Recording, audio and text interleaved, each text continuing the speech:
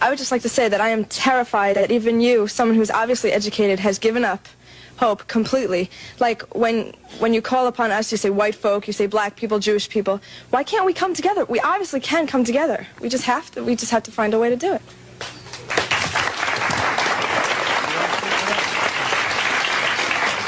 The desire is good, but the reality is the total opposite of your desire. And unfortunately, as a young lady, you are not in the position of power to make the decisions to make America work.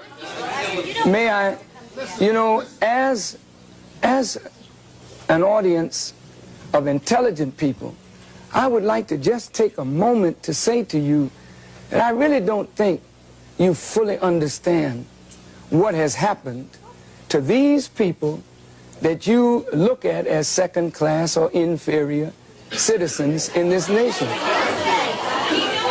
Black people who were brought to this country were stripped of their names, language, culture, religion, God, and taken totally away from the history of themselves. Here are 30 million people who don't wear their own names. They wear your names. Who don't speak their own language. They speak English, which is not their language. They never were allowed their own cultural expression of Africa. Don't you realize that when you turn a people upside down and inside out, then sell them not for a day, not for a year, but for 300 years, and deny us the human right to know, to read a book, to learn, to understand, and then after 300 years of that, you allow us into the church, but by that time you've painted Jesus white, God white, the angels white, and then all these black people have been subjected to a form of white supremacy, which produces in the reverse a black inferiority. And this is fulfilling what Jesus said, as a man thinketh, so is he. And as long as our people think the way they think, we will never be able to do what we as a people should do to correct our condition. Over here, please. Excuse me, I was brought up in, quote, Bedford-Stuyvesant in my time. But I would like to say what scares us is I think we hear violence. The young lady said she's afraid of violence. And isn't it sad that we who have been the victims of so much violence, now whites fear violence from us? We do not have a history of killing white people. White people have a history of killing us.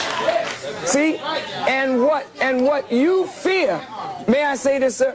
What you fear, and it's a deep guilt thing, that white folks suffer. You are afraid that if we ever come to power, we will do to you and your fathers what you and your people have done to us. And I think you are judging us by the state of your own mind, and that is not necessarily the mind of black people. Okay, I've been listening in this corner right here, and I've heard a whole lot of negative things from the white people here. When you were trying to explain yourself, the white people don't want to hear you explain yourself. They drown you out. They start already trying to drown you out and talk over you. There's a certain amount of white arrogance here, and they don't want to listen to what black people are saying. They don't understand because they don't want to understand. I've heard a woman here say, go back to Africa. Somebody said, we have a black holiday. What does that mean? So what does that mean? He did not say that. He said, if we have a choice, what some of us can go and some of us can stay. Remember, but there's no understanding in here. People are just trying to talk. To those arrogant persons, you know, when you tell us go back, please remember where you came from. And when you want to relegate somebody to a specific place, just remember what your origin is in this world. Please, I'm not trying to be disrespectful, but I want you to understand that you, wherever you are on the earth, you're not a native anywhere. You came there and took it from the native people who are there. So please don't talk about going back, because if others talk to you about that, where would you go? I agree with you. Someone said we don't agree with you. I agree with you that we live in a racist society. But just as I'm racist, some of you are being racist in the fact that you're calling me a white folk. I realize that things that I have, things that I have, I realize most of them I may have gotten because I'm white, and I am privileged because I'm white. But I do feel guilty. There are feelings of guilt from being white, and I realize that. But you're building walls. We build walls this high. We're separated right now. The white people are on this side, and the black people are on that side. No, I mean, I feel that you are prejudiced towards white people. Yeah, it becomes apparent more and more as we listen to each other and try to talk to each other that we don't perceive reality the same. And as we're talking about either reconciling differences or separating, it becomes clear that if two people are looking at the same thing and perceiving it so differently, then the two people are operating under a different stimulus. And so when the young lady says, I am prejudiced, to be prejudiced means to judge before the fact. After 400 years of living and experiencing, we're not prejudiced. We are looking at the reality of what we have suffered and continue to suffer. Are you there? Yeah. Don't we need to begin with education, begin with rewriting the textbooks in America to tell the truth about blacks and whites in America in context? Yes, yes. Please, please, for 1 second. Yes. That's what I wanted to, Minister Farrakhan, the education system. Our children right now are being miseducated. What can we do so that we can inform our children, educate our children? And it's sad because white folks don't know anything about black history. And it's pathetic that white folks have to wait till February to find out that we were slaves. I would like us to speak to what are we going to do to improve the education of this whole society, which have cheated them from our true heritage. May I respond? I said in the first segment it was a crime of omission as well as a crime of commission. And that crime has affected both white and black. White folk have been made to believe that the history of civilization begins in Egypt and that Egypt was a white civilization.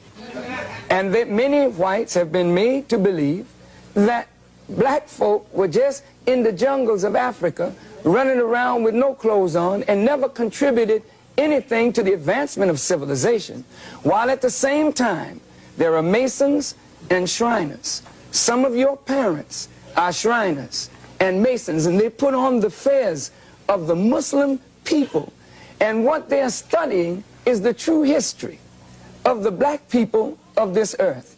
I think if the proper education were given to black and white, we could come away with a healthy respect one for the other.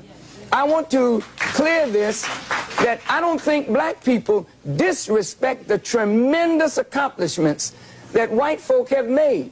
But if white folk do not know what black people have contributed to the advancement of civilization, it leads to a disrespect of a whole segment of the population. And this is why today I will say that black children, as much as we need education, we don't want to go to these schools because the food that we are being fed is not proper. But any one of us can go into the schools where there's no discipline, where there's madness in the corridors, and we can speak to our youth and get their attention in a matter of moments, because we are teaching them that which their souls yearn for, that is a proper knowledge of self. And if they won't give it to us, we have the responsibility to give it to ourselves.